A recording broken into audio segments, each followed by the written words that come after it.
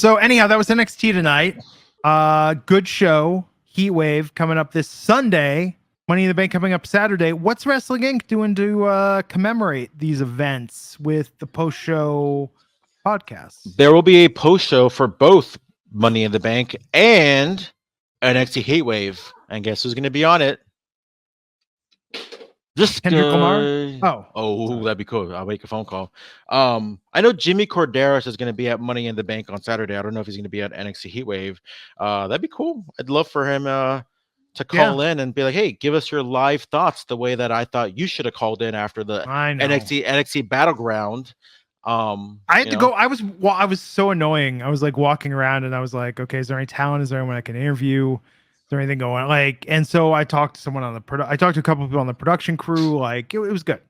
So we're going to give our predictions for Heatwave. Let's talk about Fraxium. I can't believe they're using that. I swear I said that I pulled that out of thin air a couple weeks ago. Or do you want to do the pre-show first? Oh yeah, we could talk about the pre-show. I think the baby faces. I think Petrovic and Grace are getting the win against Jane and Nyx. I'm gonna go with Nyx and Jane. Okay. You can't. I mean, you can because they do it all the time, but you can't just have like a random tag team just beat an established one. They're Canadian in Canada. That's a superpower. That's a buff. But this is the first time they're working together. You know. I don't know.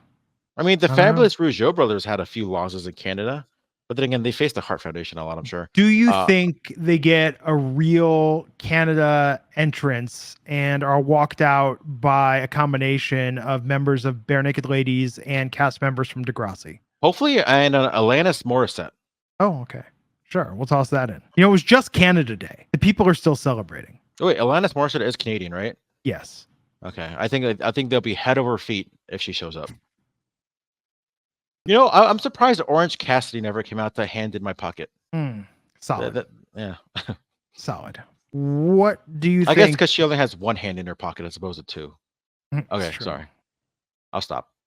I think Ariana getting a big win. She can do her beauty queen parade wave. It would be lovely. There is probably more money to be made in them winning just so Ariana can brag about how even if she doesn't score the pinfall, she can claim that she was the cause of the victory, and she can, use that going forward. She could say they threw her a parade in Canada, across all of Canada. Yeah. Okay, who do you think is going to win between Fraxium? I can't believe they used that on Twitter. Fraxium versus Chase U. Well, we didn't talk about it today, but it just seems like there's this kind of hot and cold relationship with Fraxium in terms of you have Nathan Frazier prepping for his match on WWE Speed with Xavier Woods. And that's kind of coinciding with them actually being the current tag team champions. With that said, I'm gonna go Chase U. I think they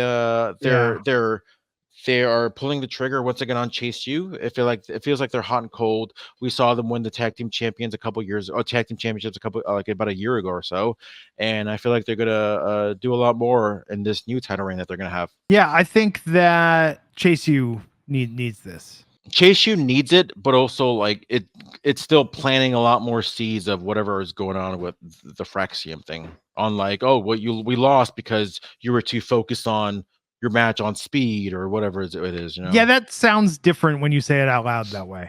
That's a Degrassi episode. Do you think Drake will show up? Probably not Drake. I think they might be able to get the guy that played Craig.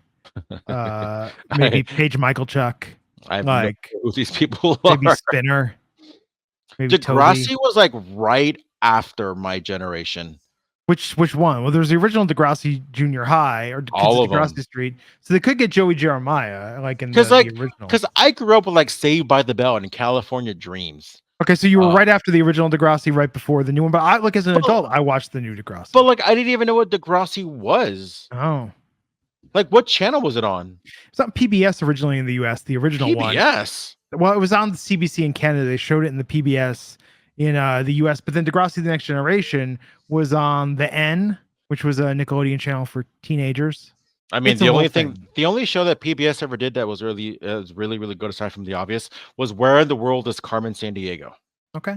Not Reading Rainbow? Aside from The Obvious, I said Sesame Street, Rogers, Rainbow, 3-2-1 Contact. I always wanted to be on Where in the World is Carmen. Okay. I would have killed on that show. But maybe, well, Rockapella is still out there. Oh my God. Rockapella is one of the most underrated groups in the history of the world. They did History of the world. what other theme song did they do? I don't know. They did something else that was like very, very like notable. Okay. Well, we'll Rockapella. figure that out. So Obafemi is going to take on Wes Lee for the NXT North American Championship. If Wes Lee loses, this is it. I've said it before. Wes Lee is way too good for the North American Championship, and I'm trying to find a balance of make the title mean something, but like because he's in that weird spot where it's like he's trying to make something, make the title mean something, but also like, dude, like you're good enough to go after the main championship. Yeah, I mean, and I think he will. I think that's next. But with that said, I do think Obafemi is winning. Winning. Obafemi is looking great week in and week out. Let's talk about that Women's North American Championship match. Kalani Jordan versus Sol Ruka. Sol Ruka's winning this, right? By the way, I want to give props to myself. Oh, because I called that this was going to be the next main matchup for Kalani Jordan, and Sol Ruka was going to be the first big challenger, especially on a PLE. So this is the match that I want to see the most this weekend. This is going to be one of the most athletic, one of the most innovative. We're going to see so many cool things. We saw those 2 vignettes from both Kalani and Sol Ruka. So we'll probably see a match maybe closer to what we saw years ago with Ricochet and Will Ospreay. But with that said, I see Kalani Jordan retaining the women's North. You know what? I have a small rant. If we're talking about Kalani Jordan, I don't think let's say we're talking about this match. I don't feel like I need to say, oh, she's going to retain the Women's North American Championship. It should just be the North American Championship in regards to, you know what I mean? Like, oh, so Kalani is going to retain the NXT North American Championship. And there should be no confusing on, oh, well, you didn't say women's, or do you mean like, no, you know exactly what I'm talking about. Like you personally, but the people that I'm. Oh, sure. Yeah. The folks out there, the fellas out there. Did that. They remember they made that deal with the NXT Women's Championship where they were like, it's just the NXT Championship. It's like they kind of went back on that. Yeah. I agree, but some people need that. Some people need that. Yeah, I mean, if I'm saying like, hey, I like the North American match, the North American Championship match the most. Yeah, maybe I should say men or women. But if I'm talking about Kalani and I'm talking about this specific segment, I don't feel the need to say the women's North American Championship. What we already know, we're talking about Sol Ruka or Kalani Jordan. Yes, like I said, I called somebody on the telephone. Why are you saying telephone? We know there's a telephone. Yeah. Sol's winning this. She will be North American champion. See, I disagree. There. Well, okay. Kalani's great though, but I think this is going to be a good match. Let's talk about Roxanne Perez versus Lola Vice for the NXT Championship. What I did there? As you should. This to me is the biggest toss-up.